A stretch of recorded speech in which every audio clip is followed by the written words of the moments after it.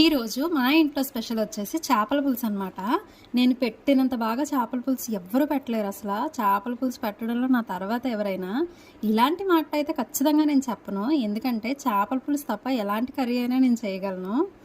ఎప్పుడు చేపల పులుసు పెట్టినా మా అత్తమ్మే పెడతారు. ఒకవేళ నేను పెట్టానంటే ఫిష్ కీమా అయిపోతుంది. అయితే ఈసారి మా అత్తమ్మ ఇన్స్ట్రక్షన్తో నేనే చేపల పులుసు వండాలనుకుంటున్నాను. చాలా బాగా వచ్చింది. మా ఇంట్లో అందరికీ నచ్చింది. ముందుగా ఉల్లిపాయ టమాటా వేరువేరుగా కచ్చపచ్చగా మిక్సీ పెట్టేసుకొని పక్కన పెట్టుకోవాలి. తర్వాత ఒక కళాయి తీసుకొని అందులో ఆయిల్ వేసుకొని ఆయిల్ మరిగాక మెంతులు వేసుకొని కలుపుకోవాలి.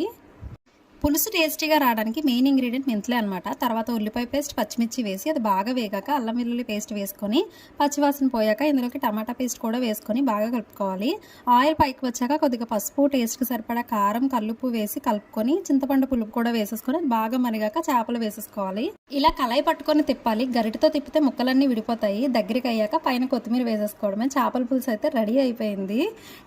టేస్టీగా చాలా అంటే చాలా బాగుంది. మీరు కూడా ట్రై చేసి రెసిపీ ఎలా ఉందో కామెంట్ చేయండి.